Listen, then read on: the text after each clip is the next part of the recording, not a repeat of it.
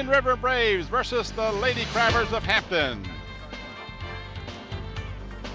Good evening, everybody. I'm Tim Cole along with Bob Hintz. We welcome you to Churchland High School for tonight's Eastern Regional Championship game between the Lady Crabbers of Hampton with a record of 23-4 and the Indian River Braves undefeated at 29-0. Right now, let's go across the court to Bob Hintz, who's with head coach David Six of the Hampton Crabbers. Well, David, first of all, congratulations getting to the finals of the regionals. I know that's one step further you want to go. Helps you go to the state, but you know you want to win this game, and you're going against a team that's 29-0. Yeah, and they're huge. You know, it's an honor and a privilege for us to be here. No one thought we'd be here. Girls have worked hard, and we're gonna give it a good shot tonight. We're gonna let them know we're here. Well, I know one of your things that you do well on is your defense, and you're very quick. Will you think that's going to be an advantage for you tonight? They're quick too, and they're big. We're gonna have to box out, or we're gonna struggle. Well, listen, always a pleasure to have you on WHCS, and you just do a fantastic job, and good luck to you tonight. Thanks a lot. Good enough. All right, let's go back over to Tim. All right, thank you, Bob, and my congratulations as well to Coach David Six. Very personal gentleman and does a great job with that program, as evidenced by their continued success. Tonight's game is brought to you by the following sponsors. Zooms with 14 convenient peninsula locations to serve you. By Hampton Chevrolet at 1073 West Mercury Boulevard. And in part by Park Lawn Wood Funeral Home. Give Nancy Staten a call at 827-4670. All right, let's go back courtside. Bob has the head coach of the Indian River Braves, Gavin Harris. First of all, Coach, congratulations. Fantastic job you've done this year. 29-0. You got to be real proud of these young ladies. Well, the young ladies have worked real hard. We set out early in the season that we wanted to do well.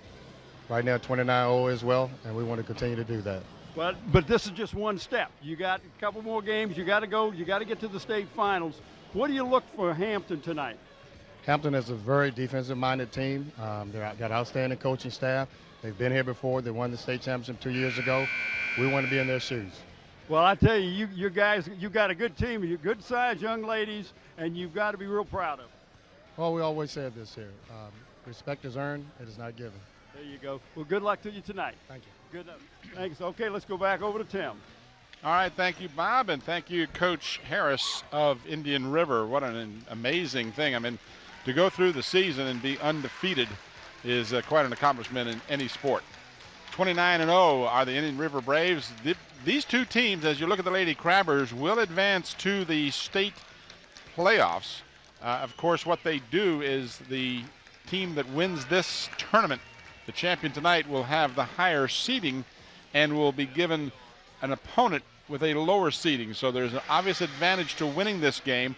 Both teams will advance, so there's no do-or-die circumstance to this game, but you do determine your seeding in the state finals and your opponents that way. So, you know, ultimately, I've always been a believer that you have to play all the teams and the best teams eventually anyway, but if you can get a softer way to go on the way, it can sometimes be very helpful.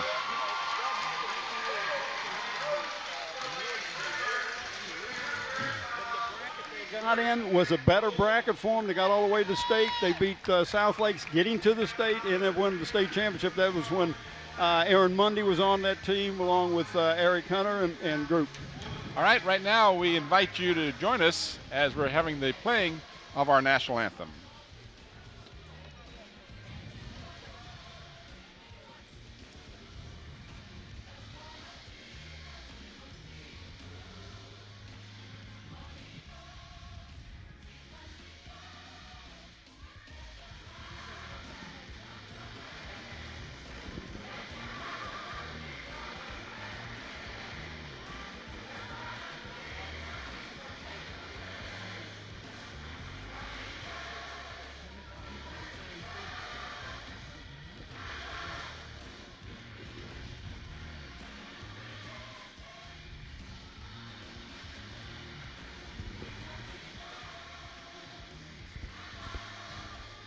That's cool.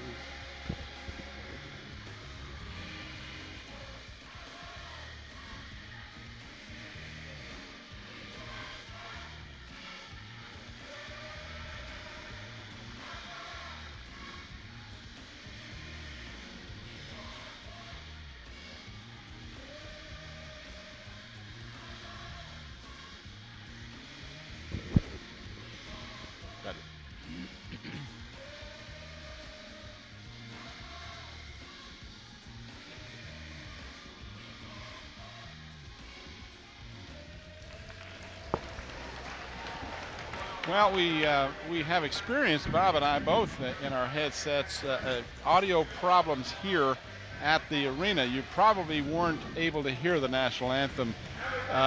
Over the years, we've had problems with interference from a local radio station, and tonight it's just totally drowned out, the playing of the national anthem. You know, it's not bad music, but not during the national anthem. Well, but it's a technical problem here at the arena, so we apologize for that. Okay, let's give you the starting lineups now for the Lady Crabbers as they are introduced as the visitors tonight.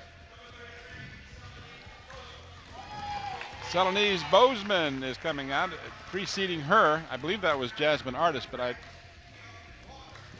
Tia Walker, number 23, coming into your picture.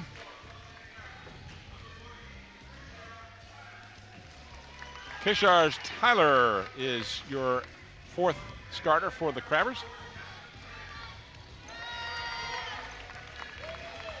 And Sarah Stevens, number 44, rounds out your starting five for David Six's Peninsula representative in the Eastern Finals.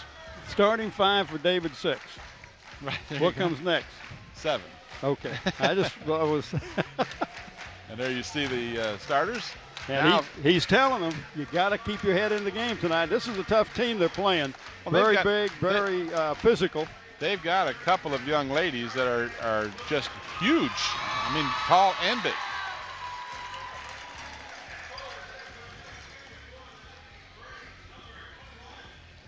Kelly Darden, number 21, coming out, 6'2". She's not one of the big girls.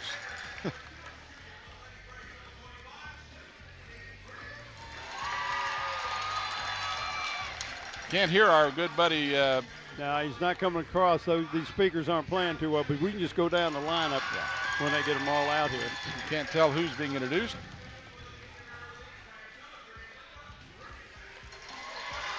In any event, the lineup for the Indian River Braves are Linda Rickenbacker, number 3. Number 14, 21 rather, Kelly Darden. Number 25, Takesha Champion. Number 33, Chardonna Bluford. And number 45, Tiffany Green, is the final starter for the Lady Braves. Tim, we will pick a player of the game from the Hampton tonight, and that player will receive a trophy and a shirt. The trophy comes to Trophy World, located in the historic Hilton Village of Newport News. For all your recognition and award needs, trophies, plaques, and custom engraving, contact Bob Hilling at Trophy World 595-7354. Mention this announcement gets special pricing. And the shirt comes from Tidewater Team Sports, your one-stop sports headquarters for screen printing, embroidery, uniforms, and apparel. Call 954-0411. Talk to Dave Chubb or Terry McNamara, as they like to call her, T-Mac. All right, let's talk about the officials for tonight. Oh, yeah. We've got 3 officials, which is unusual for the ladies' game. But throughout the regular season, we only see 2. But tonight we have, there you see, Bob Cockrell in your picture. Also, Deborah Brinker and Bobby Kipper. There you see the Kipper. Slim, trim Bobby Kipper. I'm going to say he's lost a little weight. All right, here we go, as the only tip of the ball game is controlled by the Lady Crabbers. They are the visitors in the red, white, and black uniforms, going up against a taller, undefeated Indian River Braves team. And what they're doing is the Indian River right out in a tough man-to-man. A nice shot in there. Tia Walker.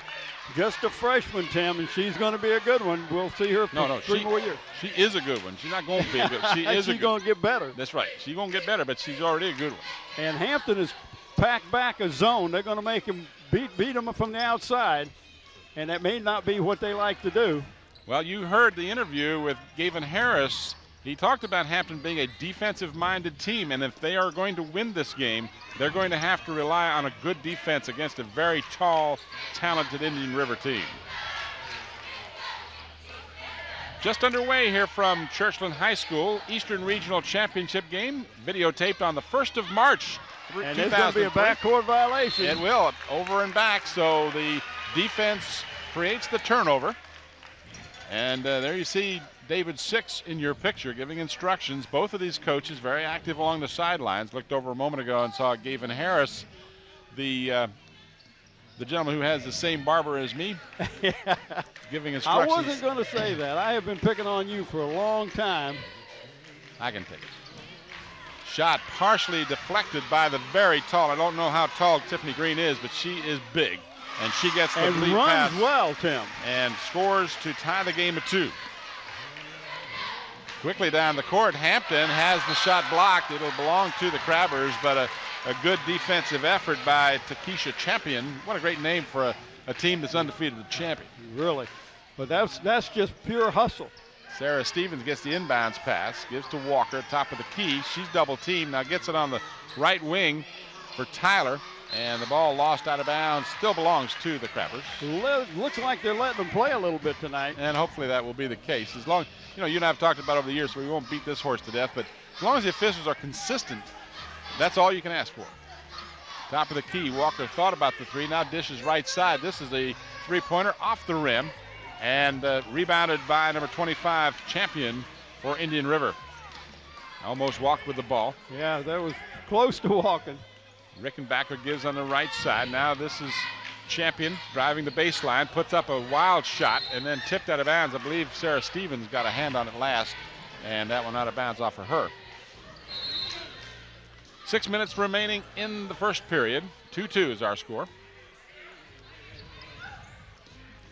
Champion wants to feed it down. Nice job by Bozeman, Tim. Have to deny that that tall Kelly Darden. You just can't let them get the ball inside like that. You got to make them a great entry pass. If they make the great entry pass, then great. But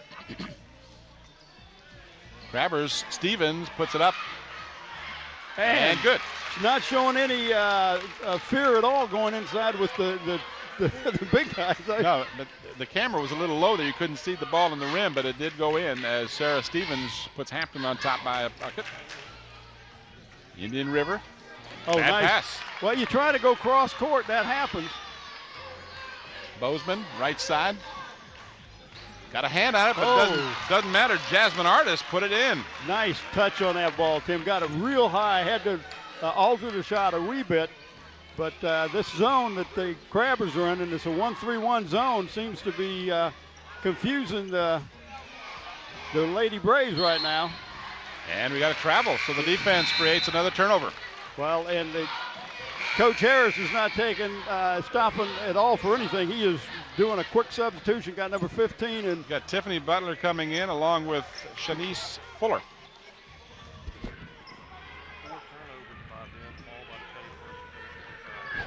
Yeah, Mike Hauser's informed me, as he's our statistician tonight, that 4 turnovers by them, all by the same player. Champion. Interesting. Really? Just in the ball game, shot is off the glass by the newcomer, and then the play on the baseline. Good job to bounce it off of the Lady Crabber. Good heads-up play by Tiffany Green. These young ladies are very skilled. Mentally as well. Rickenbacker's shot off the rim, no good. Crabbers had it but couldn't control it. It was a high, long rebound that time, and I don't think the young lady was ready for it coming off. The substitute off the bench, Butler, came off the bench shooting as she has taken 2 shots from long range right off the bat, missed both. This is a challenge against a much taller defender, Green, and doesn't go in. But that was a nice move by Sarah Stevens. And the shot at the other end misses. 1 shot for each team on those exchanges. Well, I tell you, this is not a walk up and we're just going to run the ball around a set offense. We're going to run up and down the court and try to get some easy baskets. Jasmine Artis gives to Bozeman. She'll try the long jumper off the heel of the rim, but it's chased down nicely on a good hustle by Tyler.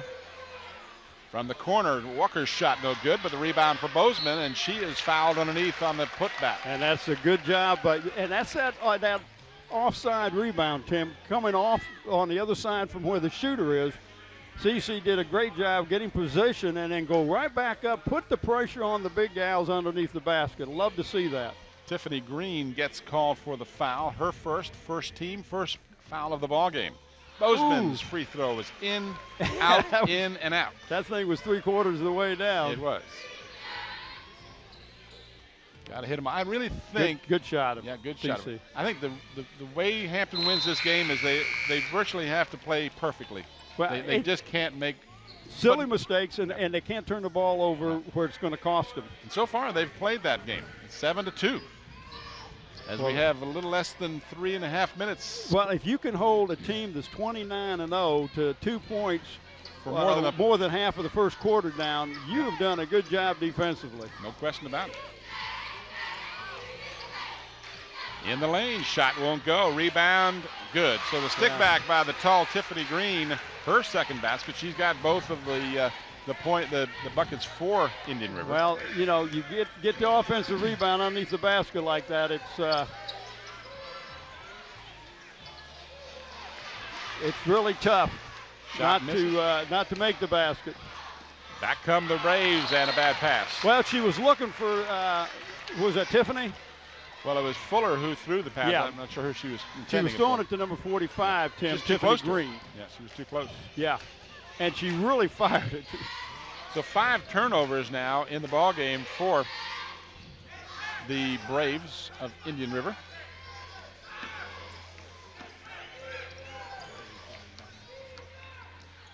Tyler, double teamed in the corner now. She gets in trouble, and a jump ball. The possession arrow belongs to Indian River. Yeah, you don't want to dribble down to the corner and stop your dribble, because then you get double teamed, and then you got you out of bounds right there. There's nowhere to go. The only thing she could have done is maybe throw the ball off of the foot or leg of one of the defenders, but you know, it's easy for us to sit over and think to do that. Oh yeah, it's much easier over here. In fact, sometimes we don't even think about it. Butler again, no good. One shot. Bozeman with the rebound. This Tiffany Butler, who's come off the bench, has taken 3 long-range shots, and Bozeman shuffled her feet. Caught the ball and tried to gather herself at the same time without dribbling it. And you can't do that. There you see the score in the bottom left-hand corner of your picture. 2:09 remaining in the first period. This game for the Eastern Regional Championship and the higher seeding for next week. Yeah, both teams going to the state. Well, that's the positive. But you wanna go to the state with a win under your belt. You know, it just makes you feel better to do that. Well, and if Hampton could stop them for their first loss of the year, don't you know that would give them such great momentum going into the playoffs? Well, and look at the confidence it's going to give them. Turnovers 6-2. 6 for Indian River, just 2 for the Lady Crabbers. Down low in tall territory. Nice little hook shot. Where'd that come from? Kashars Tyler says, how am I going to put this over to this young lady who's a foot taller than me? And she said, I know, I'll just kind of loop it around. She did. Good. 9-4. Down inside of a minute and a half to go in the first period. Hampton has led from the beginning. Butler, who's not bashful, swings it left side. Rickenbacker. She drives, and her pass inside is taken away by Walker. Teal Walker got a 3-on-2. Now they hold it up. Bozeman will try from long range. Oh, that's third. You could see her when she let go of it. She knew it was in, Tim. We got a quick timeout. Got a 3 from Bozeman. Woo. Zoom's giving an award to the senior player on the Hampton team this year who has demonstrated academic excellence. We'd like to, we're going to reward these players a plaque at a school board meeting after the season. We'd like to thank David Allen Zooms for their continued support to WHCS and our student athletes. And also want to thank our corporate sponsor, Hampton Chevrolet Jeep Mazda. It's 1073 West Mercury Boulevard. Give them a call, 838-5450. And we truly do appreciate our corporate sponsors. They help defray the costs, and we have expanded our staff and tried to improve the quality of the program we bring you, and that doesn't come without cost. So we appreciate their support. And anyone out there who would like to be a corporate sponsor, give Scotty Bowers a call over at the school board, channel 46, anytime.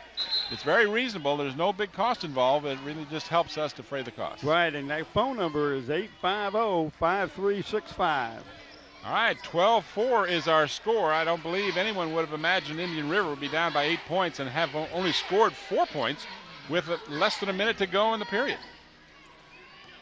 That defense has done the job. Feet inside, knocked away by Sarah Stevens, almost.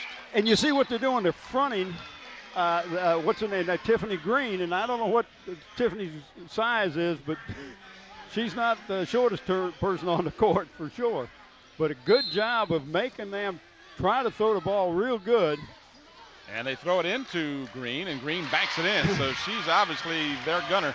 She's got all 6 of their points. Kelly Darden who is equally as tall as Green. In fact, it might even be a little taller than she is. These two just very, very tall young ladies. And Bozeman decided she started to pass the ball over to her teammate and hesitated for a minute, and her teammate wasn't there when she threw it. Well, the teammate was going to make a break down to the basket, and I think she was thinking pass, dribble, I'm not sure, and that happened. That was Luter. I didn't mean to not name the teammate. It was Rashawn Luter, who's just checked in for the Lady Crabbers. Looks like Indian River will take the final shot, or at least they're appearing to be in that condition. There is no shot clock for those of you who are not familiar with high school basketball. You can take as long as you want to shoot. The 10-second line is in play. They're down to 10 seconds now. Trying to get it to the big girl down below, but she's well covered. Down to 5 seconds. Fuller now will have to take a three-pointer and a bad shot. So very poor execution by them. Because she was not aware of what was going on. They had 30 seconds to set up a shot and ended up taking a 20-footer that missed badly. Zooms has Beantown Coffee, fried chicken, potato wedges, Krispy Kreme donuts, boxing one just the way Tim likes them.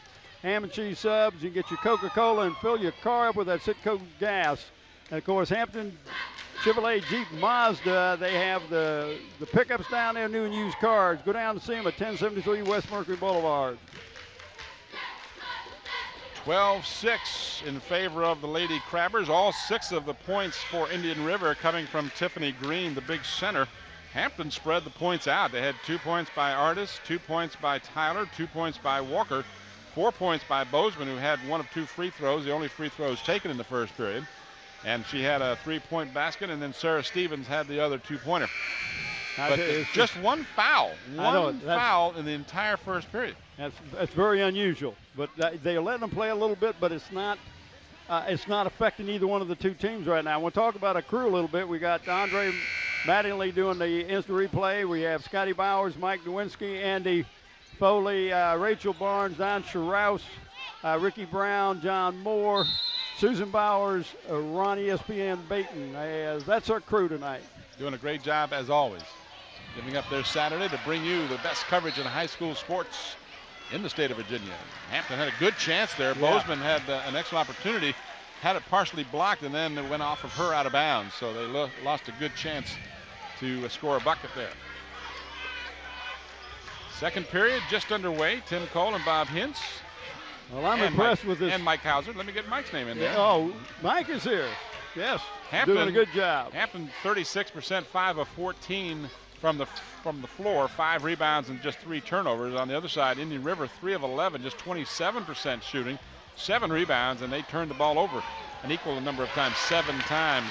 Oh, nice drive that time. So Shandis Fuller gets in the score column. She just drove right through that zone, which you're not supposed to be able to do. Left open for the jumper. Walker got a 3.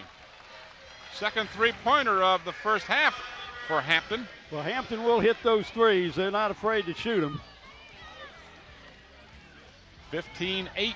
Hampton's lead is 7. That's their biggest lead of the ball game. And a bad pass inside, tipped away and stolen by Walker. Walker maneuvers around the defense and gives back to her teammate 14, Gashars Tyler. And I hope I'm pronouncing her first name correctly. She's open. Ooh, just off the rim. Check, that was Artis rather, number 4, not 14.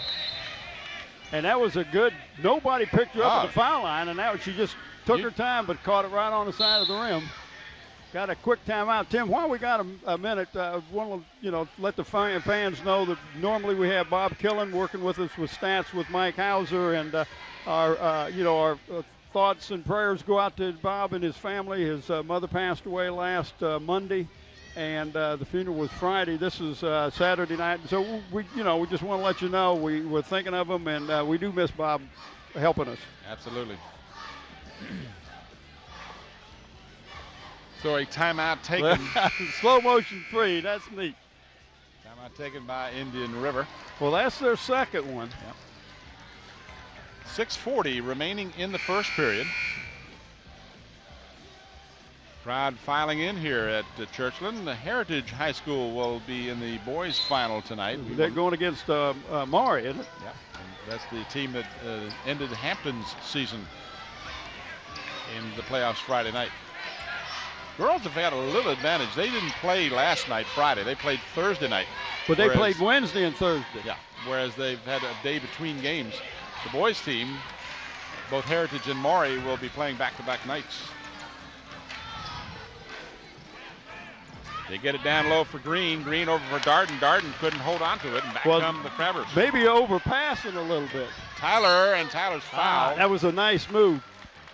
Forced the defense to do something. Foul called by on Fuller, Shandis Fuller, and that'll send Jasmine Artis, Tyler, number 14, to the free throw line. So you got 14 and 4 out there. It's kind of confusing you tonight. No, I just can't see both numbers. That's the problem. See, I'm trying to give you a hand here. I appreciate it. I didn't want to let people know that you were blind. Blind in one eye and can't see out of the other. 0 for 1 for Miss Tyler as she missed the first. There you see a good look at her, and she hits the second one. So the Crabbers are 50% from the free throw line now, 2 out of 4, and they lead by 8. 6 minutes remaining in the first half. Almost stolen. Doing a high-low post, the give and go back to Darden. They say the Crabbers lost it out of bounds. Looked like it went off Indian River. David Six says, come on. Yeah, I thought it went off of one of the Indian River Braves, too. Neither of the other two officials intervened, if you will, so must have, well, let's see. Yeah, and they may not have been in a good... Looked to me, I just turned around a moment to see the replay. Can you run that again, Scotty? It looked to me like it did go off of a Lady Crabber. And the ball stolen, so it's a moot point. Moot point. I like that. I always like to say God knows. That's why they gave it back to him. They all come out even.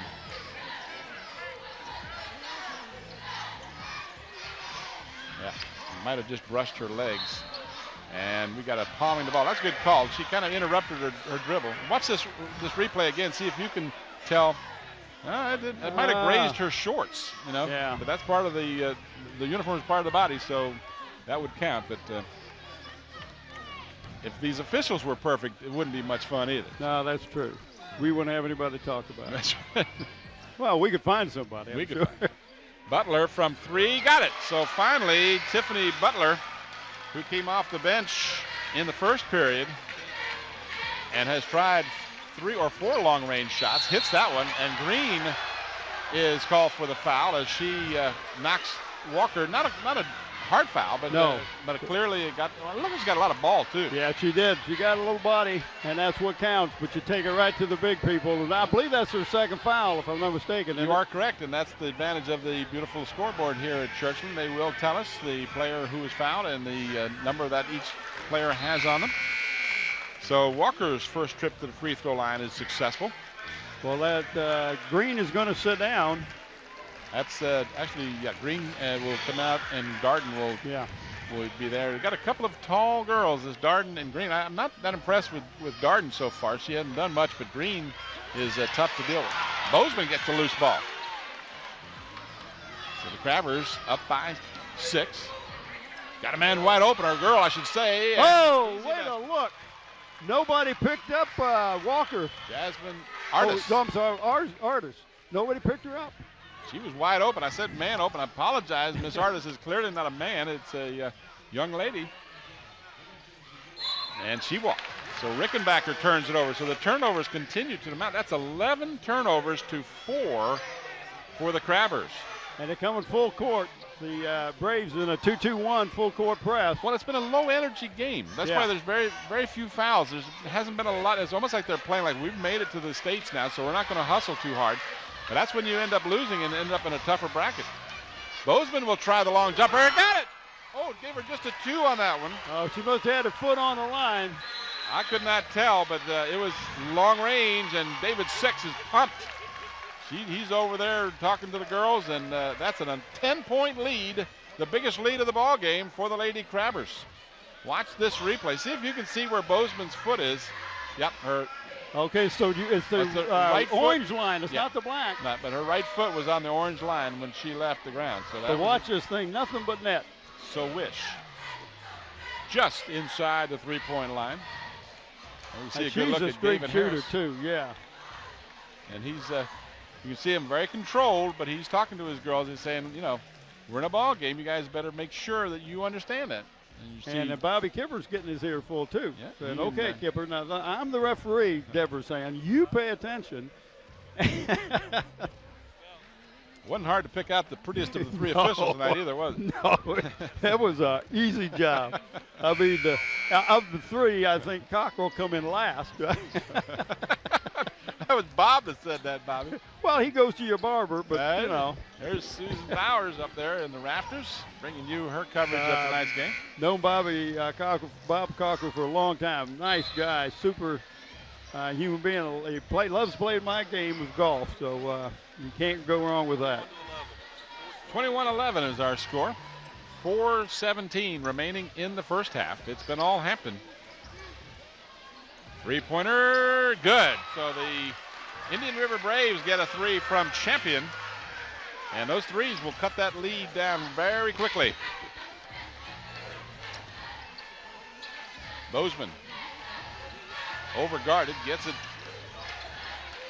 into Artis, Jasmine Artis. Bozeman in the corner.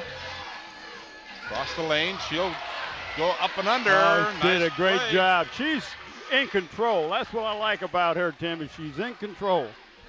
Seems like we've seen her for 5 years, let alone and she's 3. got one more. She's just a junior. Yeah, she's been playing ever since a freshman and doing a great job of it. Short shot into the hands of Bozeman with the rebound.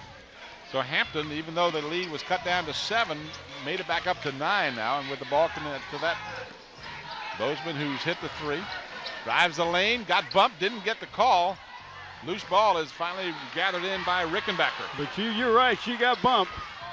Right side feed, put it up off the glass. Nice play by number 25, Takesha Champion. So the Lady Crabbers lead is 7, 3 minutes remaining in the half. Tyler gives to Walker. Walker doing a nice job of ball handling, gets the ball down low for Tyler. Oh, nice give and go. Check that, Sarah Stevens rather. Yeah. Sarah Stevens, 44, gets the shot. Sarah did a great job of breaking to the basket after a screen and got a nice return. And a steal. Bozeman appears to have been hit in the stomach, so she's wincing as she goes down the court. Oh, what a break for Indian River, and good call by the Lady. Oh, that's not, oh my goodness, I thought that was knocked out off of Indian River. What I was alluding to a moment is Bozeman, after that exchange down at the other end, had a look of pain on her face as she was running down the court. She's bending over a little bit with her hand on her stomach. She got hit. We've got a stoppage of play. We got something on the court. Oh, the scoreboard just went out.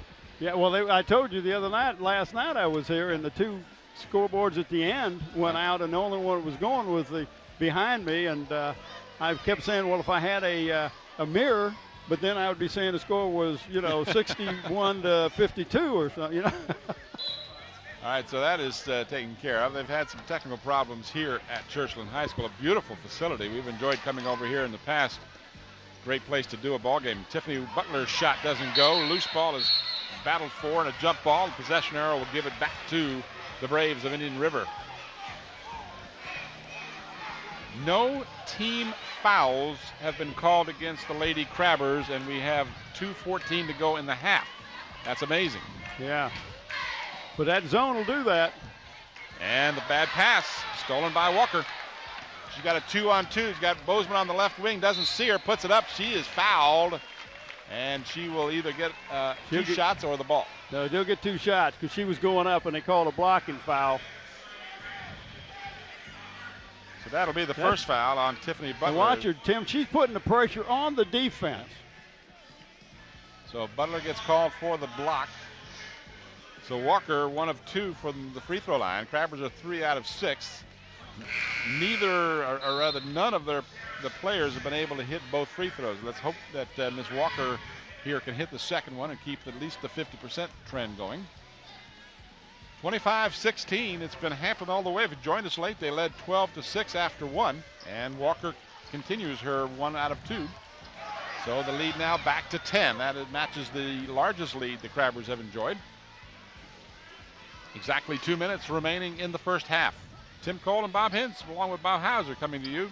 Mike Hauser. I got Bob Killen, Mike Hauser, and Bob Killen out of it. I got Bob Hauser. That's Mike Hauser, who provided us with these incredibly pristine, perfectly printed. I tell you what, we just give him a new job, haven't we? I'm spoiled now. See, I'll expect it for all the games. All the games, Mike.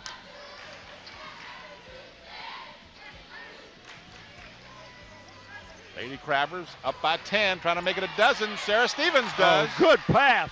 Great pass. 6 points for Stevens. And that pass came from, I think that was, no, I believe it was 14, Tyler. 28-16, another three-pointer, good. That one is drained. Second one by Champion in the ball game. And the lead is back to 9. That's 3 threes for Indian River, and 2 of those for Hampton. Open down below is Stevens. Takes it right to the hoop, got her own rebound, turn around, but it says she traveled before. Oh, man, that was a good job of getting the ball and going back up, but she shuffled her feet. So with 1:01, 61 seconds remaining in the half, Indian River will bring it up down by 9 points. So Hampton will go in at halftime with a lead, and there are few in this building, and take nothing away from the Lady Crabbers' talent, but Indian River is just has been unstoppable all season. Crabbers could hold for the last shot. Walker will take the shot and draw the foul from Rickenbacker. That'll be the first on her. That'll be the 5th team foul, so very little opportunity here for any bonus shots, but neither team will be in the bonus. Hampton, again, not having been called for a single foul here in the first half. Played defensively as well as you can. So Walker hits it. That is 3 of 5 from the free throw line for Tia Walker, the freshman. 41.7 seconds on the clock. And Walker now hits her 3rd in a row, breaks that 50-50 thing going, and the lead is back to 11. The biggest lead was a dozen by these Lady Crabbers. Advancing to the state finals. Indian River trying to work the ball down low, trying to capitalize on their height situation. Now we've got a foul, and that will be the ticky-tacky foul. That was a reach over on the rebound, so it'll be a non-shooting foul. Yeah, that's not a bad foul because that young lady could have gone right back up and got a basket. So let's see if that doesn't work in Hampton's favor. Inbounds to, oh, nice block by Tyler. Looked like an easy basket coming for Indian River. And Tyler just swatted it away and stole it. Walker off the glass, no good. She'll chase it down, and she and Rickenbacker battle for it. Back comes Rickenbacker, 3-on-2. Left wing pass, off the glass, too strong. And a foul inside. And that's going to be a 2-shot foul. Champion went strong to the board and came up with the rebound, so the foul will be called against Tia Walker. Watch the replay. Just kind of a reach in. So the first visit to the free throw line for Indian River, as Champion will hit the first of 2. 2.4 seconds remaining, just enough time for a possible last desperation shot before halftime. Assuming she makes this, and she does. So 2.4 seconds, long pass, that's a long way. Good pass to Bozeman, but it just didn't have enough time. Oh, what a great first half. And we lost the scoreboard just as the buzzer sounded, so I'm trying to recall what the score was. 9 points. It was 9-point difference. 30. There you go, it's on the board. 30-21. Yep. So our scoreboard in the truck, they were with it. They helped us out. Okay, we've reached halftime. We'll return with the 3rd period of action after this brief timeout.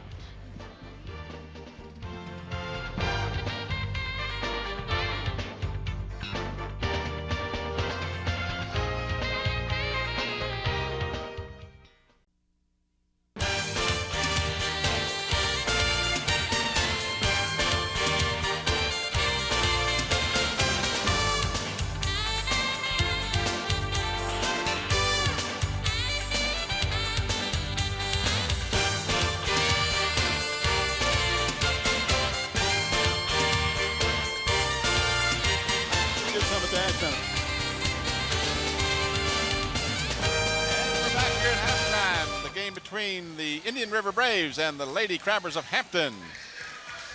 Hi, everybody. Tim Cole with Bob Hintz back here at Churchland High School. Halftime finds the Lady Crabbers on top by 9 points, 30-21. They led by 6 after one period. And Tim, the reason they're doing that is their defense. They're playing that 1-3-1 zone, and they're just fronting the big gals underneath the basket, not letting them make an easy toss in. Let me give the stats real quick because they've cut us out on time here. 10 points for Champion to lead Indian River, 6 for Green, 3 for Butler. As the second half gets underway, Crabbers missed an easy shot on down low, and Fuller had 2. The leading Crabber scorer was Tia Walker. She had 9 points on a 3, and 4 out of 6 from the free throw line. 8 points for Bozeman, 6 points for Sarah Stevens, 4 points for Jasmine Artis, and 3 points for Tyler. For the teams shooting in the first half, Hampton 43% on 11 of 26. They had 10 rebounds. Bozeman Bozeman and Stevens each with 4. And the Hampton Crabbers only turned the ball over 5 times, and they shot 40% from free throw lane, from 3-point lane. And that, and that's a good thing to see them not turning the ball over. 14 turnovers on the other hand, as a 2-pointer put in by Artis. And she's right at the foul line, and the one, whoever's guarding her, is not coming out. 36% from the field for Indian River. Second turnover, excuse me. You're gonna let me get this in. 8 of 22, 9 team rebounds. So Hampton actually out-rebounded Indian River 10-9, even considering the incredible difference in some of the height. And Tiffany Green, who had 6 points in the first period, didn't score in the second period and hasn't done much since. So well, she picked up 2 fouls, and they took her to the. That was just not a good pass. No, the pass was off the mark. Rickenbacker, feed right side. Nice off-the-glass touch by Shanice Fuller. And that's what's going to happen if you turn the ball over, and that's what Hampton did. They turned the ball over and allowed a fast break. When they're able to get into their zone, Indian River's had a real problem. They leave Tyler alone. She'll drive the lane, and her shot off the mark. Darden with the rebound. Back the other way, Lady Crabbers had it. Loose ball on the floor, finally controlled by Stevens as she's tripped up. The Lady Crabbers have a 2-on-none. Walker gets it under control, but can't get it to go down. And then Walker. Right over her back, Tim, no call. Green knocked her to the ground. Darden's shot is good over the back of a Hampton player. So Kelly Darden gets in the score column, and the lead now is cut to 7. Tim, Hampton does not want to get into a running game. No, and that was a 4-point swing right there. Hampton should have had that basket, and then there was a foul on the rebound. And a very lackluster pass. That was not a good pass. And now a 3-on-1 and a block. Oh, what a great defensive play by Artis to bust up a 3-on-1. David wants the timeout. Yeah, he wants the timeout to regroup here. He can't seem to get anyone's attention. Now one of the players still trying to give it to Cockrell. And they've been calling. Now, Bobby, the officials are totally unaware of the attempt to get a timeout. Six is getting a little frustrated. Well, and one thing, the young lady walked right by right by Kipper, didn't even signal to him she wanted a timeout. Well, and it was just some misunderstanding on the floor, but here you got the coach for almost 25 seconds wants a timeout and can't get anyone's attention. Zoom's given an award to the senior player on the Hampton team this year who's demonstrated academic excellence. These players be awarded plaques in the school board meeting, and that meeting will be the 5th of this month, which is this coming Wednesday. We'd like to thank Evan Allen Zooms for the continued support to WHCS and the student athletes. Also want to thank Hampton Chevrolet Jeep Mazda for their corporate support. They're located at 1073 West Mercury Boulevard. Give them a call at 838-5450. And, of course, our second half brought to you in part by Park Lawn Wood Funeral Home, located at Hampton Center Parkway and North Armstead Avenue. Nancy Staten is the manager. 5:49 remaining here in the third period. Hampton up by 7. They had led by 9 at halftime. They've led by as many as 12. If you joined us late, it's been all Hampton against a much taller and an undefeated Indian River team. Hampton's given them everything they wanted and then some. Green gets the inbounds pass. Rickenbacker had it, lost it, got it back. So Hampton falls back in that zone defense. Well, Hampton made 3 turnovers, and it cost them 2 baskets and this possession. Yep. And one of those with a questionable no call on the over the back. And there's a no doubt about it foul on Sarah that was a Stevens. good foul. Yeah, she broke up what would have probably been an easy basket. So the Crabbers in no foul problem what to speak of. They only had 2 as a team in the entire first half. And those came in the final minute. So Stevens picks up her first, and that's the team's second. So Kelly Darden hits the first of 2. Now check that, that's the first team foul. There you see the scoreboard. Foul on Sarah Stevens. And so the Braves are 2 for 2 on that trip and 4 for 4 on the night from the free throw line. Well, Hampton committed those 3 turnovers and it cost them 6 points. Yeah, that and I know Davis Six made them aware of the fact they need to play under control. Stevens against the taller Darden. Shot is off the glass, only one, and then a reach in by Stevens. She cannot afford those kind of plays. No, yeah. Because she is the tallest Hampton player out there, and she's got to have some height to go against these much taller Braves of Indian River. So fortunately, we're in the 3rd period, so 2 fouls isn't a crucial situation, but she can ill afford to get in foul trouble. Well, she picked those 2 up before 3 minutes were up. This is a 3-point attempt, and it's an air ball taken underneath by Tyler. Deshar's Tyler brings it up across the timeline. Well, right now, Hampton is experiencing a little bit better defense from the Indian River team. Open shot missed. Darden with the rebound for Indian River. Right wing pass for Champion. Champion in the lane, put it up, no good. And Green over the back, got the rebound. Battle for underneath. Darden, the taller Darden, got it. Didn't get the basket, but drew the foul. And they're not calling anything the over. 3rd on Stevens. But they're not calling anything over the back. Stevens picks up her 3rd. So just like that, the Lady Crabbers have some foul problems with more than half of the 3rd period still remaining. Tia Walker asking referee Brinker for an explanation of something. Darden, who hit her first 2 attempts from the free throw line, hits this one. She's got a nice natural she does. stroke on that ball. She just in total rhythm. 5 out of 5 for the Indian River Braves from the free throw line. The Braves have stepped up their defense a little bit. And they finally missed one, tipped and finally controlled in the corner. Now she's got trouble and got a reach in foul. So a break there. And that may be the 3rd one on Green. If it is on Green, that is her 3rd. Yeah, it got it on the board. So the big girls for each team now saddled with 3 fouls.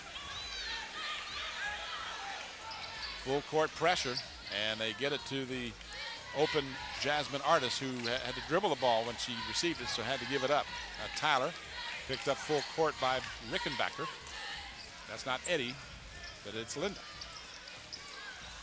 Bozeman bumped as she shot, didn't get it to go. Rebound by Stevens. And she called and she was fouled. But that's on number 21, Tim. That's Darden. That's the other tall girl. Watch the replay here. You're going to see good work underneath by Stevens to get it, and then she is fouled by Darden. So Sarah Stevens will step to the free throw line with her first opportunities from the charity stripe. She has 6 points. They all came on 2-pointers in the first half. And she rims that one out. I tell you, foul shots may come back to haunt Hampton. They're about 50%. 6 out of 11 to be exact.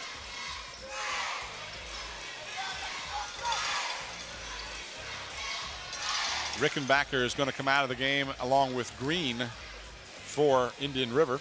We'll pick up their replacements for you in a moment. Stevens cannot get either of the free throws, so a little bit of clairvoyance on your part. You've got to make those free throws. Yeah, you do that. So they are at 50% now, 6 out of 12 on the night. The lead is cut down to 4. Indian River's quietly sliced into that lead. It had been as many as a dozen. In the lane, shovel pass is stolen by Stevens. So Stevens playing with 3 fouls, gets the ball. Tyler pushes it down the court, gives to Bozeman. She'll drive in the lane, put it in. And she's the gal I want the ball in the hands for the shot, Tim. She's got a nice touch on that ball and shoots with a lot of confidence. The lead back up to 6 now for the Crabbers. Pass underneath, stolen by Bozeman. And a 3-on-2. Stevens was open. Tyler drives the lane, rather. And the ball knocked out of bounds. It was last touched by Indian River. Rickenbacker will check back in for Indian River. And let's see who she'll come in for. It looks like she'll replace Bluford, who had come in momentarily. As you watch the replay, kind of an off-balance, spectacular playground shot. It's one of those things where the coach says, oh no, and then if it goes in, he says yes. Yeah. Up by 6 and the ball. Walker, who's been quiet here in the third period. Top of the key for Artis. Now she swings it to Bozeman, rather. Bozeman will pull up and shoot and hit. So Bozeman gets warm now. She's hit 2 in a row. And the lead is back up to 8. 36-28 as you see it at the bottom left-hand corner of your screen. One of the newer innovations for us here, the graphics, and a nice jumper on the baseline from Rickenbacker, her first bucket of the night. And it's a half a dozen for the lead. You just joined us. You're watching the Eastern Regional Girls Championship game from Churchland High School on the 1st of March, 2003. Tim Cole, Bob Hintz, and Mike Hauser coming to you with the Channel 46 crew. Hope you're enjoying this contest. Lady Crabbers trying to upset the undefeated Indian River Braves, 29-0. They've held their own. In fact, they've led from the very beginning. Bozeman for 3. Not a good shot, but the loose ball underneath. Tyler put it up in the tall timber. No good. Loose ball taken by Walker. Wisely sets it up. Yeah, nice move to bring it out. She's a smart, heady freshman. I'll tell you, she does not really play like a freshman at all. That was real smart. No reason to force anything. You've got the lead. And you don't have a shot clock, so you don't have to worry about that. You have to worry about a 5-second call here, though. There's a certain time frame you must get rid of that ball. Stevens just kind of standing over in the right wing, not really in the flow. Kind of a 3-person game right now. We've got a foul called away from the ball. That'll be called on Fuller. That'll be her second. That'll be a player control foul. Neither team has approached a bonus situation here with 1:36 remaining. Was the foul on Hampton? Oh, I thought it was on them. Wow. I had already marked it up for Fuller. I didn't see the foul. I thought it was either. The reaction from Fuller was as if it was on her. Now the referee Brinker is going over to explain at the scores table who the foul was on.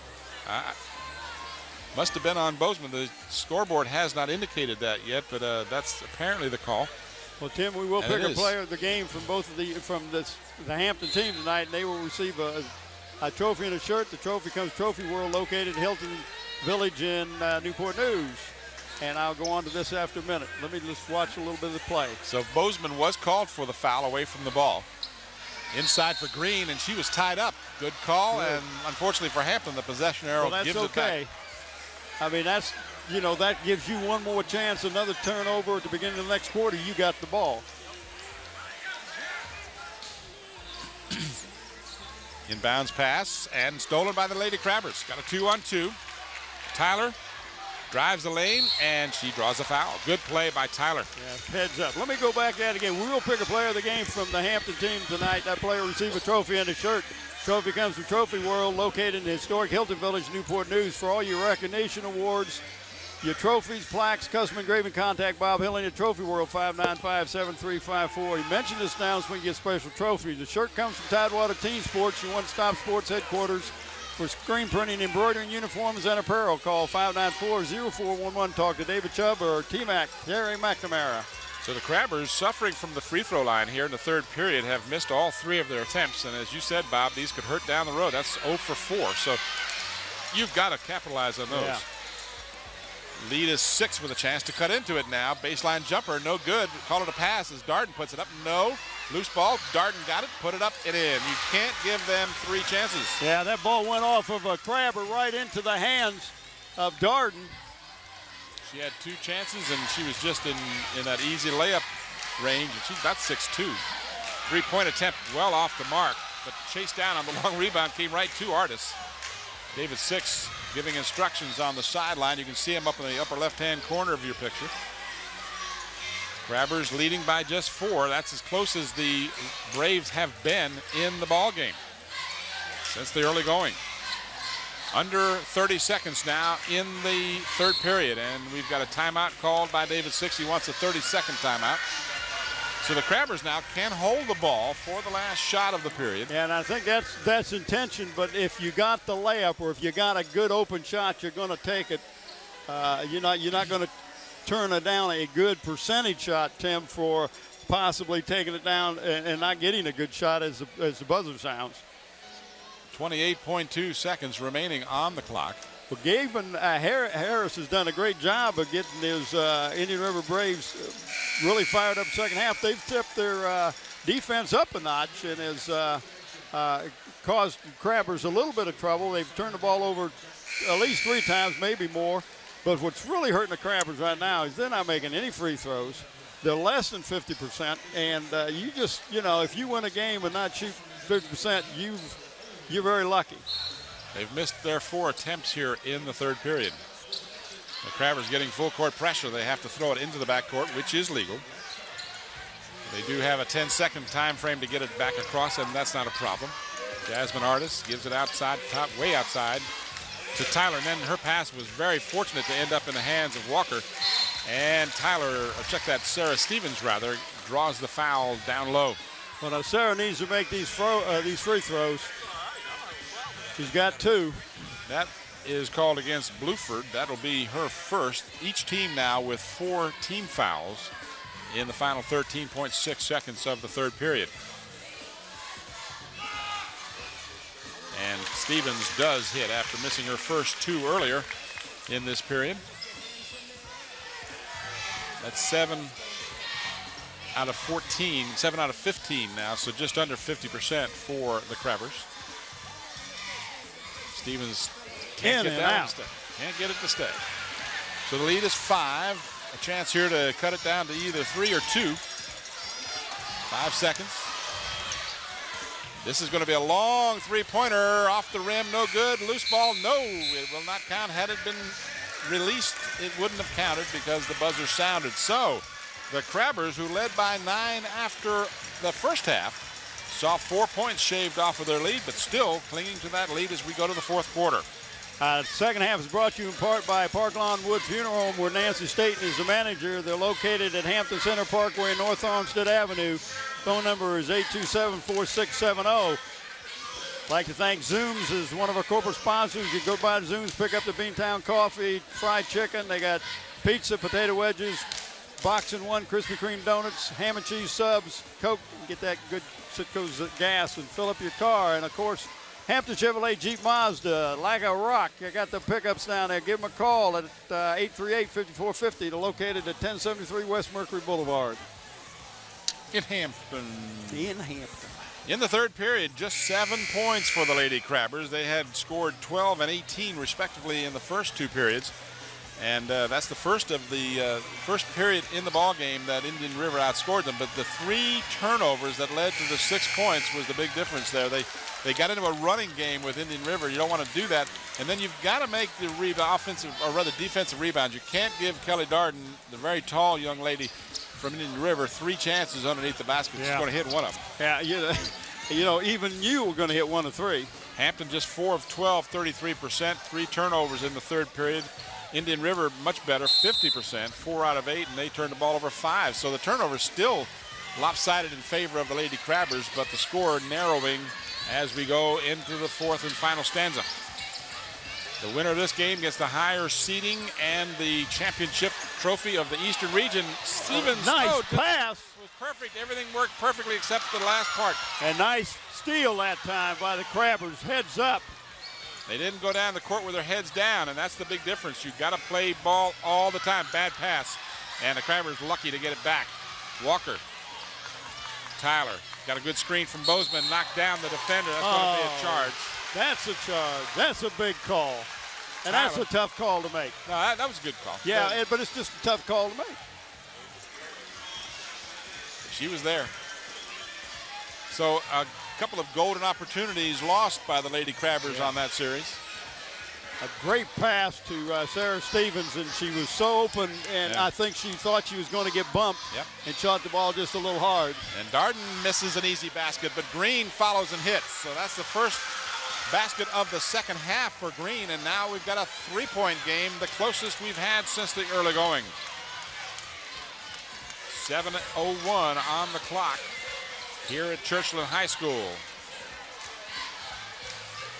Crabbers making the defense come out. Green, who's got 3 fouls, is playing way outside against the much shorter Jasmine Artis. That ball off the hands, almost off the hands of Indian River, but it was a good call. Turnovers now, Indian River 6 in the second half to just 5 for Hampton. But a rebounding situation starting to catch up against the Crabbers. The bigger Green inside had the ball tied up momentarily, but not long enough for a jump ball. They kick it back outside. This is Rickenbacker, picked up by Walker. Walker staying with her very nicely, and then a bad pass. Yeah. Ball never came up. It might have hit a dead spot. She had a little spin on the ball, and you're right, it never did come up. So the turnover gives it back to Hampton. They cling to a 3-point lead, 6:20 remaining in the fourth period. Now you start to talk about in regulation. The lead had been as many as a dozen for the Lady Crabbers, but they've seen it cut down to 3. Indian River just blew through a screen there, almost knocked the girl down, but didn't get a call. They've let them play. They've been consistent. It's been a well-officiated game from that point of view. Consistent throughout. So you can't complain when you don't get a call if it doesn't go the other way, too.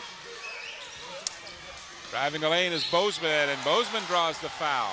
But I tell you one thing that they're allowing them to do is Indian River defense is putting their hands on the player dribbling the ball, and that's a foul. Yeah. And you can see it right there. She's hand checking, but that was, she got the ball there, but she must have gotten her with the body as well. The crowd here responding, and the crowd here predominantly an Indian River crowd, as you might imagine.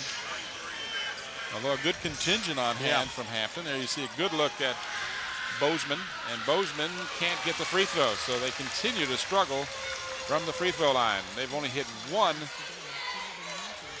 out of 7 in the second half. Bozeman does get the second one, an all-important free throw. So she is 2 out of 4 from the free throw line, and the lead is 4. I'm just surprised that Indian River hasn't worked the ball down low more to put pressure on Sarah Stevens. Yeah. But they haven't. She's had 3 fouls ever since the midpoint of the third period, and now we're approaching the 5.5-minute mark of the fourth. Double teaming the ball. Tyler, she's got someone open if she's double teamed clearly. Bozeman kicks it, or Stevens rather, kicks it back out. Now in the corner, this is Walker. She gets a good screen. She drives the lane, and she is blocked by Green. Good defensive play. She's got to jump into the defensive player, Tim. Yeah. Rickenbacker gives it back. Bluford had it tied up, and now they call a foul. Oh. Artis Jasmine does not agree with that call. I think she had the ball. Now that's a non-shooting foul. So that's the second on Artis. Oh, what a ticky-tack. Yeah. Could have been traveling, could have been a jump ball, but in any event, it's called a foul. Doesn't hurt the Crabbers from the point of view of having shots, but they do lose the ball. Down by 4, Indian River, offensive foul.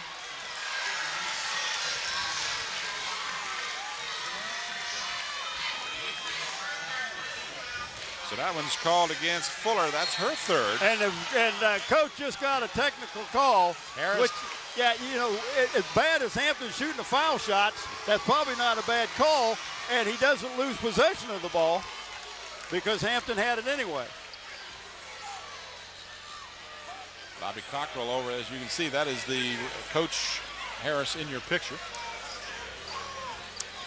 So he didn't like the call and let him know. But you know what? Sometimes that's a good thing. It'll fire your team up. So it's not always a bad thing. And your point is well taken. If Bozeman continues to struggle at the free throw line, it becomes somewhat of a moot point. 2 shots coming from Bozeman. These are very important because it could build that lead this back could be up a 4-point swing right here. And she got it. Watch the foul. Here's the replay. You decide. And that was a good call. She was using the she right used elbow. her arm to push her off. Not that because I said it because Bobby's standing right here, but it's the truth. So Bozeman hits 2 very important free throws. Very important. So now it is 1-and-1 time, and it will be, as a matter of fact, for both teams from this point forward, as Indian River has 7 team fouls, Hampton with 6, and the next one against Hampton will create the 7th team, which would make the bonus time. 4:50 remaining in the fourth. But see how they put their hands on the player that's dribbling it. No, that's hand checking, and they don't even allow that in the NBA anymore. No. So. Hampton in no hurry. You've got a 6-point lead. You don't have a shot clock. You just want to keep the ball and not turn it over. Get a good shot. Walker, last time she drove the lane, she got rejected by Green, who you see in your picture now, who's come out on Artis, and the ball lost off of an Indian River player.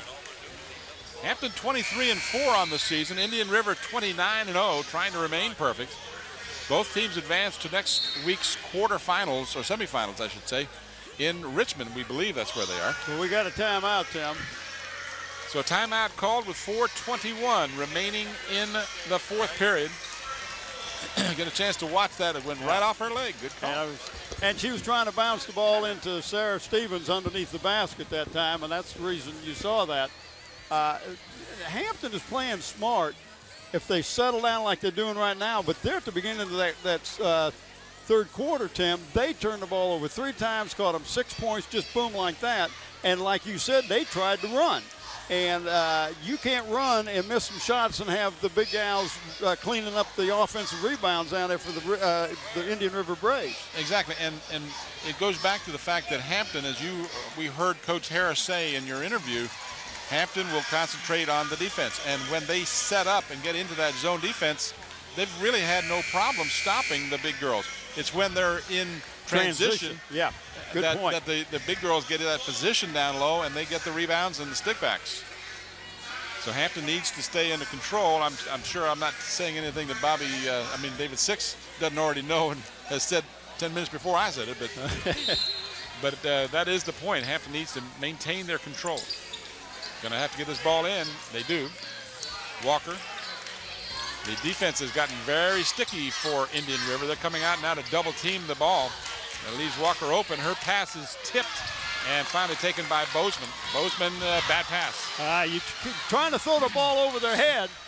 Butler, no good. Butler is a shooter from the get-go. She came off the bench in the first period and took shots from way outside. Finally hit the 3. Good block. Good job getting back on defense. I'm impressed by Fuller as she blocked Bozeman's shot. That was an easy 2.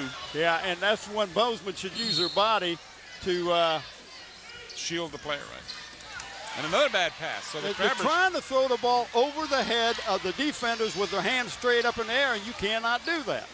So a couple of consecutive turnovers. Fuller for 3, no good. And fortunately for the Lady Crabbers, Fuller has not been on her game, if that is her game. Loose ball was tied up, and the possession arrow gives it to Indian River. 3:39 remaining. It's still a 6-point difference, 40-34. Hampton has never trailed in this game. 3-pointer, no good, and no movement to the ball by the Lady Crabbers. They just stood around and watched the rebound. Now the effort saved inbounds, and Stevens has it. She's tied up momentarily. So now the Crabbers get back under control. And they were going to run, and a good job by C.C. Bozeman is, okay, Law, let's take the ball down. Let's take some time off the clock. Play a little keep away. See if you can pick up a foul. You got the 1-and-1. You got 9 second-half turnovers for Indian River to just 7 for the Crabbers. So the Crabbers continue to not turn that ball over. Bozeman in and out. And Green with the rebound. Indian River wants to push it up the court. Hampton gets back in pretty good position. There's some contact, no foul. And the shot by Fuller is good. And we're back to a 4-point difference and then a reach around. That'll be 1-and-1 time as Tiffany Butler picks up her second. So both teams over the limit. There you see the scoreboard, just 2:47 remaining and a 4-point difference. Hampton has never trailed. Watch this replay. You're going to see the foul. She just reached in. That was almost an intentional foul. It wasn't even questionable. So a timeout has been called with 2:46 left in regulation. Well, Tim, we got to be thinking about players of the game, and yeah. let's go with 2 of them tonight. All right, well, there's some tough calls here. You know, some of these young ladies have been playing real well tonight. I mean, I just and you don't always have to go with the player who has the most points. And that's right. Because the key to this game, for my thought process, has been not so much how many points you scored, it's how many points you've not given up, how well you've played on defense, because that's how Hampton has a chance to win this game. Yeah. There's still time to remain, and this game is far from decided. But that's the difference. They've been able to keep it that way. Well, and what we'll try to do is we'll try to give these things to the one you picked, to Mike, and he'll call into the truck when we pop their headshots up on the. Here's where I'm leaning. Okay. Okay. You have any problem with that? Nope. And this is another choice here. There's some Hampton's got. We're going to give 2 to the Hampton team, and quite frankly, I got 4 real good candidates. So. Maybe even 5. The Hampton starters have played extremely well. Yes, they really have. As have some of the off-the-bench work. And a big free throw by Tia Walker. Hey, when you get the front end of that 1-and-1, that is one big free throw, because you never get the second chance if you don't make that first one. And she got them both. A big time to start hitting her free throws. Oh, I guess. And that is 5 in a row for Miss Walker, the freshman. So the lead now is up to 6 again, as we approach the 2.5-minute mark. Kind of a lazy bounce pass. They got away with one. In for the big girl, Tiffany Green, and she scores from 8 feet. So Green has 10 points in the game. Travers beat the press. Jasmine Artis, who's done a great job bringing the ball up and running this attack for Bozeman, and Bozeman has it knocked out of bounds. No, she just, that was Stevens. Stevens just lost it. I have my vision blocked by one of the officials, but it looked like it went off an Indian River player, but she just lost control of it. It was a good pass. She was looking to shoot before she caught the ball, I think, or looking to see what the defense was. Down low, and the bad pass controlled by Tyler. And she got to look out because she's got a girl coming from behind. She gets it quickly over to Artis. Artis spots Stevens open. Yes! No, got that roll. She has had no luck under the basket tonight. She's had a couple of easy baskets rim out, and that one almost did, but stayed down. Lead back to 6, 1:45 to go. No one expected Hampton to get to this point. Three-pointer, no good, and rebounded by the Lady Crabbers. They've got the ball and a 6-point lead, $1:37 on the clock. And right now, you don't want to shoot. We'll give you the players of the game, but we'll give them to you in a minute. You want to shoot if you got a shot like that? Oh, yeah, if you got... Bozeman with the big bucket. The lead is 8, 120. Indian River undefeated on the season. Three-pointer good. And a quick timeout. Fuller from 3 makes it a 5-point game. All right, we can talk about our players of the game now, but I tell you, it's hard. It's hard to not give it to the whole team. Well, we'll pick 2, Tim. Who we got? Well, here's my candidates. Everybody. Sarah Stevens has played great.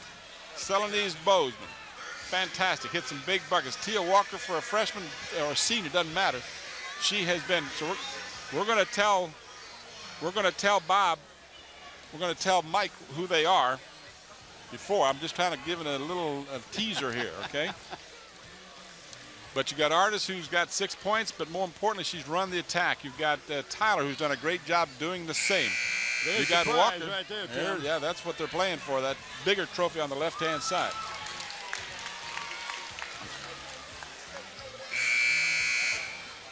Sorry about that, Mike. So Bozeman had 8 points at halftime. She's added another 8. She's got 16. You got Sarah Stevens, who's denied the ball down low. She's offensively rebounded well. She's defensively played well. Great candidates. We're going to give you the players of the game in just a moment.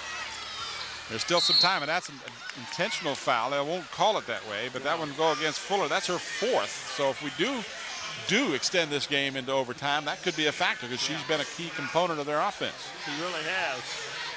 So have you called the players of the game? I've called them in. I don't know if they're ready to show them on the screen yet.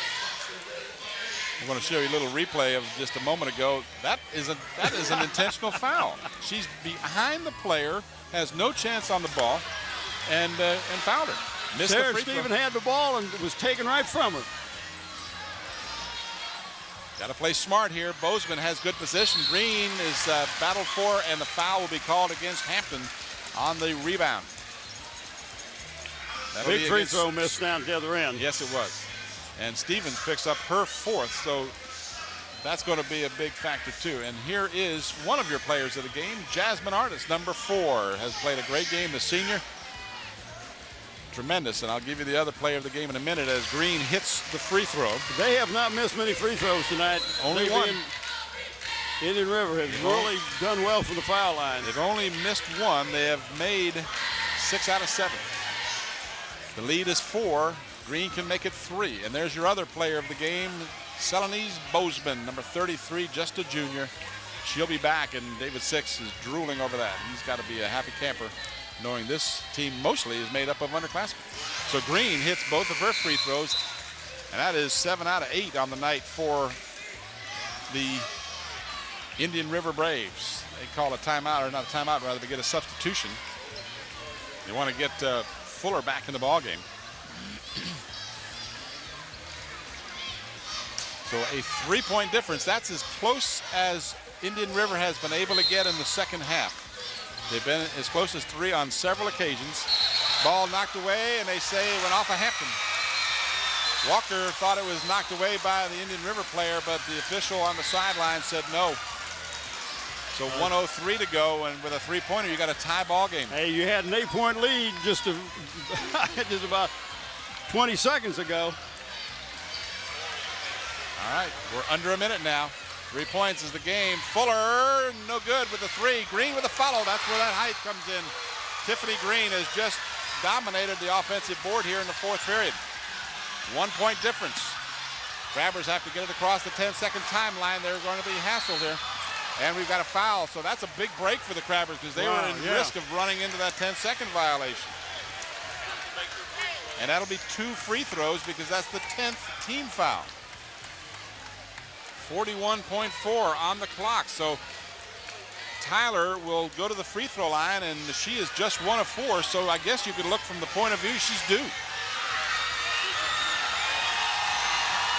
A 1-point game. Missed, but she gets another one. Not the 1-and-1.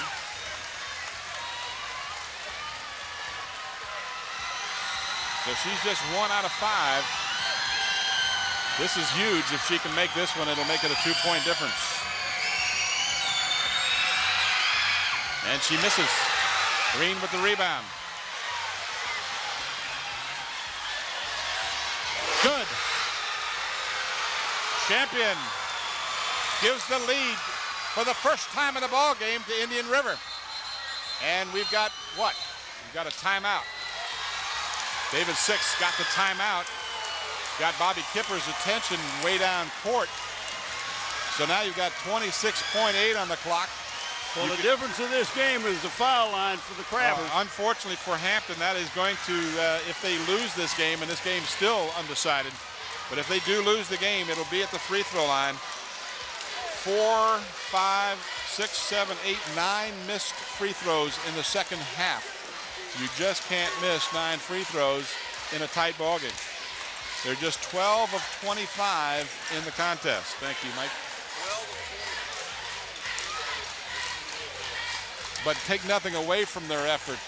No one gave them a chance to win this game, let alone lead it from almost the very beginning till the last minute. And they have done a great job of the whole facet of the game. A couple of times they lost their concentration, turned the ball over, but every facet of the game has been good except from the foul line. You're absolutely right. They've played superbly on defense. They've played well on offense. They've been under control. And they, you know, again, win or lose, they've played a wonderful ball game, and no reason for anything but the disappointment of losing the trophy. So the Crabbers haven't lost this thing yet. They've got 26.8. They've got a tough road to go here. They've got to go against this pressing defense. Walker's good at doing it, and she gets the ball up the court and had it blocked. Ball loose on the floor, and a jump ball, possession arrow to Hampton. Hampton's ball. Possession arrow belongs to Hampton, so that's crucial. And David Six is irate. He thought that who was that Walker driving in got hacked, and it was not called. A 1-point deficit for Hampton. Harris, the coach for Indian River, screaming for a timeout. So with the noise from the crowd, both coaches, as you watch the replay, looked like she got her on the arm there. Oh, and no, definitely she got her on the arm there. That was not a good call. I don't know who's underneath the basket, but they missed that one. That was a pretty clear-cut hack. But you can't go back and undo those. And you know what? They even out over the game. I know a lot of times we're critical of the officials, but you get the calls sometimes and you don't get them sometimes, and you just have to hope that you get them on the even Steven. Yeah, but when it's that's pretty clear. That's pretty clear. It's not one of these maybe she got the ball or whatever. There was no doubt she got body and arm. In any event, Hampton still has possession of the ball, 17.7, trailing by 1 point. There you see the officials. Bob Cockrell was in the middle of your picture, Deborah Brinker, and Bobby Kipper.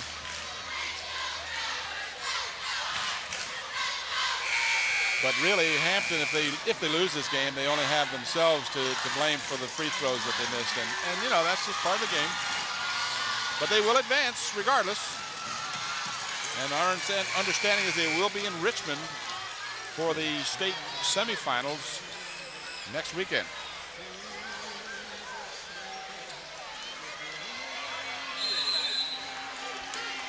Hampton, and the ball off of Artis. That was a good heads-up play by the Indian River player. So now Hampton has to consider fouling immediately. They can't allow them to go down the court and burn the clock, and they do. They reach in on Rickenbacker. Good call, the right person to foul. At least she hasn't been there yet, so I don't know what kind of free throw shooter she is, but their team has been almost perfect. They've only missed one. What if she? She hasn't shot from the free throw line yet. And she hadn't made it, and she hadn't anything from the field? She's got one basket. 15.6 seconds on the clock. There you see the score. And it's a 1-and-1 here. Yeah, 1-and-1. Hampton has to get her to miss, and they got to get the rebound. So Rickenbacker shows the same expertise from the free throw line as the rest of Indian River. They are 8 of 9 from the free throw line.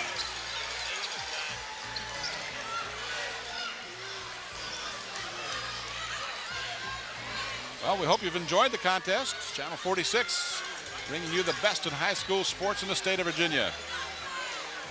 This is Tim Cole along with Bob Hintz. We've enjoyed the regular season, and now the postseason has been exciting. The Crabbers in it. Now they'll need a three-pointer to tie, as Rickenbacker gives her team a three-point lead. 12 seconds. Bozeman is open for three. Got it! Whoa! Bozeman!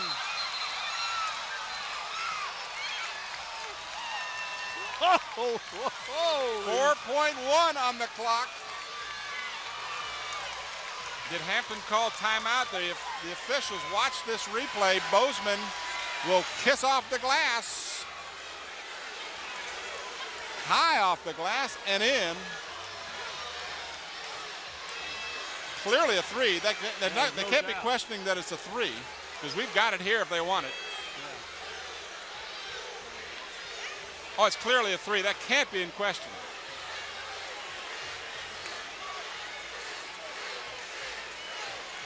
We can't see it from that angle. Tommy, Scotty, you got to stop it just before she goes up for the shot.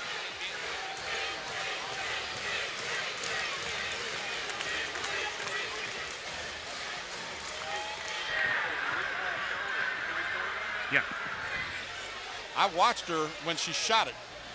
She was clearly behind the line. You can't, from there you can't, there it's hard to tell because you've got a player. She's blocked. But I could see it from my vantage point, so. She's standing on the, she's on the black line. She's on the black line when she went up to shoot. Yeah.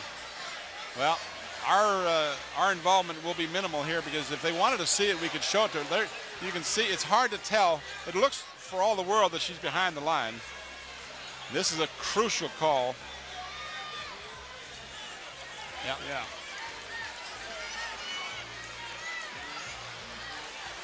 So the discussion continues. Are they going to take a point off the board or not? No, no. Okay. So now at the official scorers table, we won't be continuing yet because two of the officials are meeting with both coaches for and an it explanation. may be a question of how much time on the clock. I got to tell you, I was not watching the monitor because it's to my right and the play is to my left. Yeah. And I watched where she shot it from, and she was clearly behind the orange line, which is the three-point line for high school.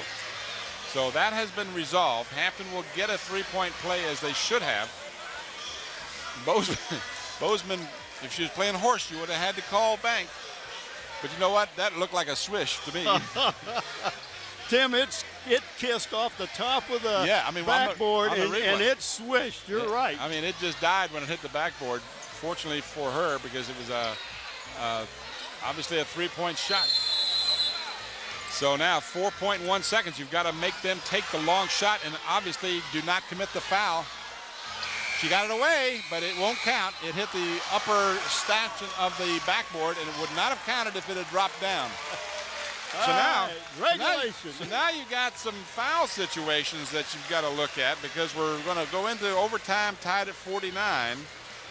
12 points for Hampton in the fourth period and 17 points for Indian River. But you've got two players with 4 fouls, and they are Shanice Fuller for Indian River, number 23, and you got Sarah Stevens.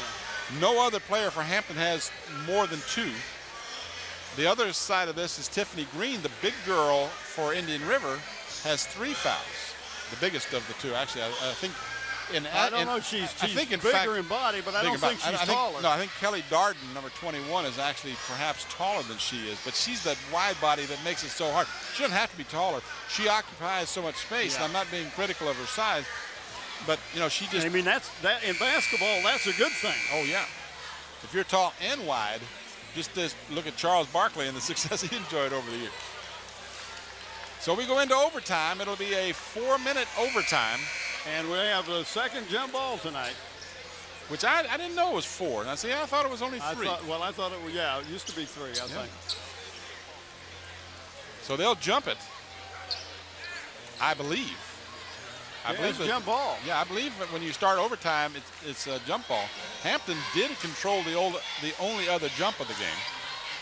Sarah Stevens got that to start the game. So Stevens and Green are just about equal in height, but Green is the bulkier of the 2, and she controls the tap. So 4 minutes of overtime. Both teams are in the bonus. Hampton is shooting the double bonus because Indian River has 10 team fouls. And the young lady who had the ball a moment ago, number 23, has the 4 fouls, so she has to play cautiously, as does Sarah Stevens. Inside for Green, who's got 3. Kicks it back outside. Rickenbacker, who hit 2 big free throws down the way to cut into that lead and ultimately tie the ball game. For 3, Fuller got it. Wow, what a big shot. I said Fuller, excuse me, Butler rather, Tiffany Butler. And so that gives Indian River the lead, just the second time tonight that they've had a lead. They didn't lead until the final minute of the fourth period. Inbounds pass comes to Stevens, and she'll push it across the timeline. Has to be cautious, though. She's got a defender behind her. Now gives to the guard, Tyler. Right side for Bozeman. Stevens down low, wants to work on Green. Got around her, and then blocked by Green. Looked like a good block. Butler, no good, a little bit out of control. She goes down, as does Artis, and she is slow to get up for Hampton. Left wide open is Walker. She's been quiet. She hits it. Walker, that's only her second basket of the ball game, or third basket, including the three-pointer, but that's only her first basket of the second half. She was had 9 points in the first half, only 2 in the second half. They've done a good job of shutting down Tia Walker. And you see what Indian River's going to do is going to pull it out, make Hampton come out of that zone, maybe. Well, make this a shorter game. Well, I don't think so. Well, they'd like to get it down to Green. They'd like to work it on Stevens, get her out of the ball game. That's what they're going to do, and Stevens does a good job to almost get the ball. Now Green will force it in. Tiffany Green has been a force. She had 6 in the first half. She's added 10 here in the second half for 16 in the ball game to lead her team.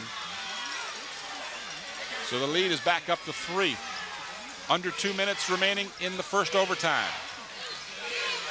Bozeman, top of the key for Artis. She swings it to the left wing for Walker. Walker will penetrate, drive the lane. Got some contact from Green, but not enough for a foul. And the ball goes off of Stevens. Stevens had the ball. It was knocked out of her hands, but evidently she was reaching for it again.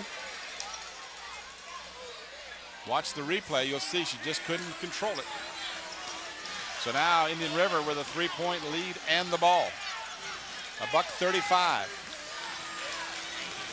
In overtime, Hampton has taken the undefeated Indian River team to overtime. Loose ball finally gathered in by Jasmine Artis. Hampton now needs a bucket.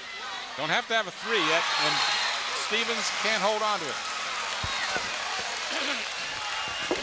Tough bounce pass, but she could have come up with it. It was there. It wasn't a bad pass, but she just couldn't get a hold of it.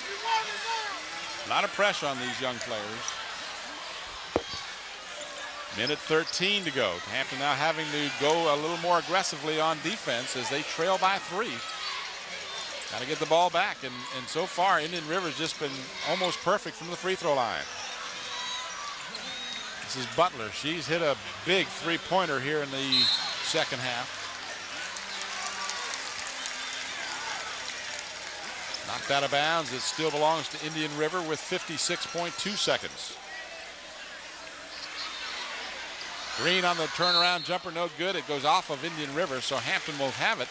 Down by 3 with 53.4. Lots of numbers to throw at you. Yeah, really. Win or lose, Hampton's played a great ball game.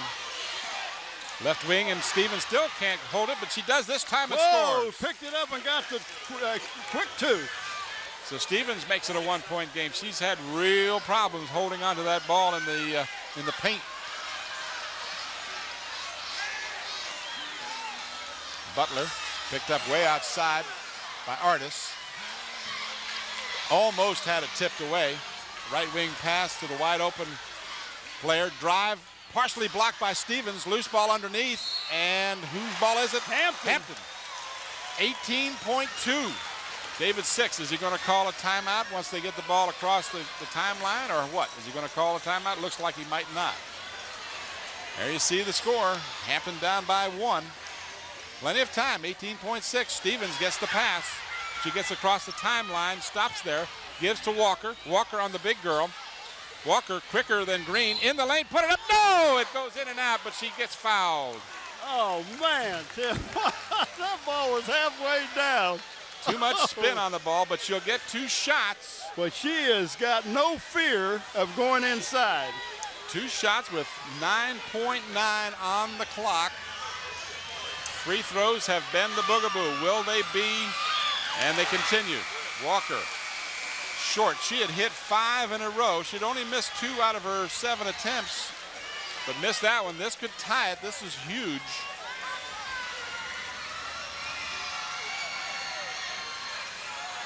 She had hit 6 of 8. Now she is 6 out of 9. Missed it. But Stevens got the rebound. Put it up. She didn't. She got blocked. Loose ball. And a foul. Foul on Walker. So unfortunately for Hampton, that foul line killing them. Free throws. Now the officials, Brinker and Bobby Kipper, with a discussion.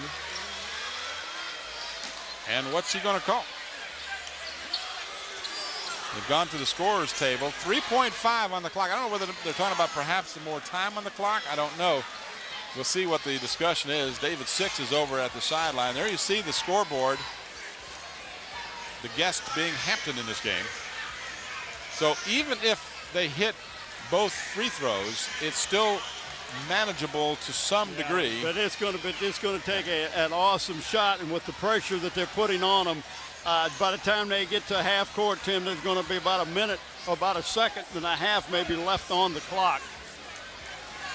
So whatever the discussion was, it doesn't appear to have been about time on the clock, because the time has been set at 3.5 seconds. Now Bobby Kipper continues a discussion with the scorers table, but we are not privy there. You see, Bobby, and I'm not privy to what they're putting 0.3 of a second on the clock, so it's been moved up to 3.8. And you know what? That could be the difference. I've seen stranger things happen. Yeah. But now the Hampton team, and this has got to be a disadvantage to Indian River. They've got a player on the free throw line who's been standing there for going on a minute now, having the opportunity to think about these free throws. Well, and this is a 1-and-1, so they're not in a double bonus yet. Right. So if she doesn't get the first one, Hampton gets the rebound. And could call timeout. But now in the NBA, you get the ball at half court. That doesn't work this way in high school. You got to get it to half court to get that place. But that's a lot of ifs and buts before now. They have been next to perfect from the free throw line. That is 3 for 3 for Champion.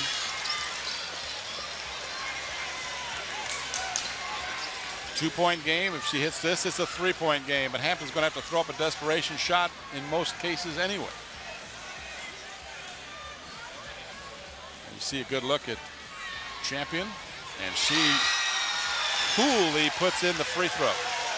So Hampton has to have a three here. Shoot it.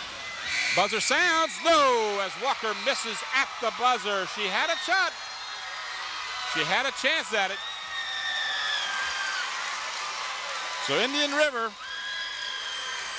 stayed in the ball game, trailed by as many as a dozen, but never gave up, and keeps their spotless record spotless with an overtime victory, a final of 56-53. I tell you again, I know David Six is going to dream about not making foul shots all week long. It's a real shame. But our players of the game again, coming from Trophy World and Tidewater Team Sports are Jasmine Artis, number 4 of Hampton, and Celanese Bozeman, number 33 of Hampton. Okay, so tonight's game has been brought to you by Zooms, with 14 convenient Peninsula locations to serve you. By Hampton Chevrolet at 1073 West Rickery Boulevard. And in part by Park Lawn Wood Funeral Home. Give them a call at 827-4670. Well, Bob, we saw a great game. Hampton played, we won't beat this horse to death. Free throws the difference, but they did everything else about as well as they could. Yeah, they really did. They controlled the game for the most part.